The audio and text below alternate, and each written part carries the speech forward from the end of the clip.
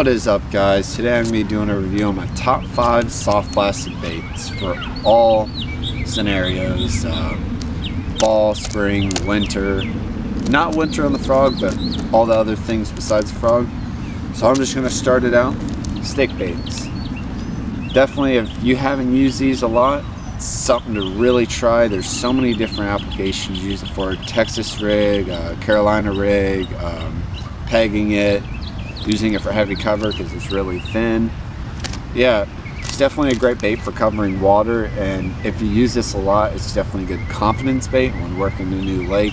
I know I use it for confidence because it's definitely something I'm always going to throw at a new lake, and I'm always going to try it, especially around edges, working these reeds back here. Great thing, especially when you can wacky rig them. That's amazing for working edges because it's real slow falling. The bass have a real good chance of seeing it and striking it. So next, guys, flukes. Gotta have flukes with you. This is like a need in Florida. You have to have these, especially in fall when the shad are out, the shiners are out, and they're ready. Those bass are ready to eat. So my selection, I usually use Zoom or I use my own. Today I just brought Zoom. These are in Golden Brim, which I will show you right now. These are definitely great baits where you're working around edges, pads, just really all around everything. You work it in the middle, slowly let it drop. You can Texas rig it. Sometimes I'll wacky rig it to give it a dead shiner look.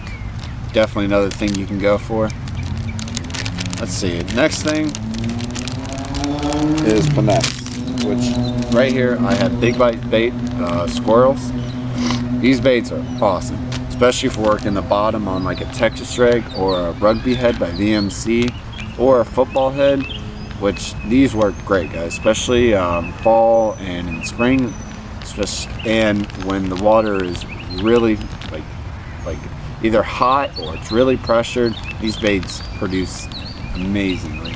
I haven't used them that lately because, to be honest, most of the ponds and lakes around here are just horrible right now, and they're just not getting better until the rain kicks back in. So basically on these, if you can see here, they have the chartreuse tails. They have 2 little points, and this helps in the water here because it's really murky. That's why most of these baits are black, dark brown, and in chartreuse, because when it hits the bottom, a bass sees us a lot more, and instead of going straight by it, it'll come near it, which is a huge advantage, especially when you're working in ponds like this that are really murky, and just you really need something for them to see, because the shadows aren't going to always play in the part for you. You're going to have to go out of your way and really try out the colors that are going to help you. So that's one. I use it for finesse mostly with these. Like I said, rugby head, football head, using it on the bottom or using it near, just really in general, anything finesse wise. So next thing, frogs. Gotta have your frogs, especially in Florida. Have to have them. These are the culprit, what do they call it? Marsh frog. Now you guys know what frogs are for. Anybody that fishes freshwater has to use topwater frogs, especially culprit, zoom, strike king, soft body frogs. Soft body and hollow body, they both have their advantages, but if you want to cover water more, and in ponds covering water more, definitely soft body. Just easy, they're cheaper. You get a pack of like 6 or 7 depending on the brand. You can run these along the reed edges back here, the pads over here, or duckweed. Basically anything, slow roll it, get it fast, get some reaction strikes, and find out where the fish are, because this is a great way to get them, especially if you don't really work frogs that much. Great big bass producer, and just all around just great fishing. For a great bait for ponds, lakes, reservoirs, and just all around a great bait. Have to use it all year round besides winter, because that's not an amazing time to use frogs. Last but not least, creature baits.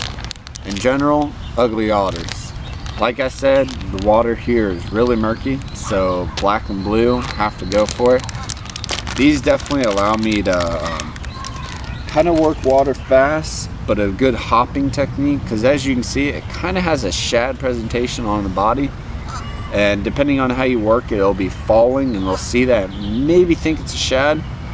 But during, like, when we get our heavy rainfalls, I'll go straight to creature baits. Creature baits are good to use when a heavy rainfall, because things will come from the shore and fall in the water, and bass see bugs,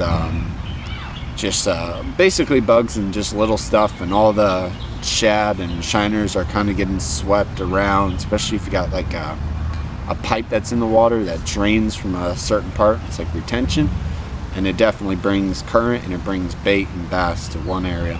So definitely a great bait. I'll usually hop this on the bottom, or yeah, that's basically hop it on the bottom, work it right near the middle.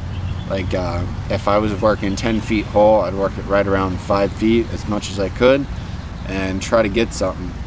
Because I don't know if I said this yet, but you can slit those and it has more of a fluttering action, and definitely helps to get reaction strikes and make a bass want to hit it a lot more because there's a lot more action. So yeah guys, that is my top 5 baits. That's not all I use, but that's just my top 5 that I'm going to throw on the regular, even if I've never been to a lake and I really want to see what they work with and see what they hit, see if they're doing reaction, see if they're slowly getting hits. But yeah guys, those are just my top 5 favorite soft plastic baits. Leave a comment in the section below on what's your top 5 favorite, what you prefer to use, and what you think I should try out. So like always guys, like, comment, subscribe, and thanks for watching guys. It's been Rollin' Rossi.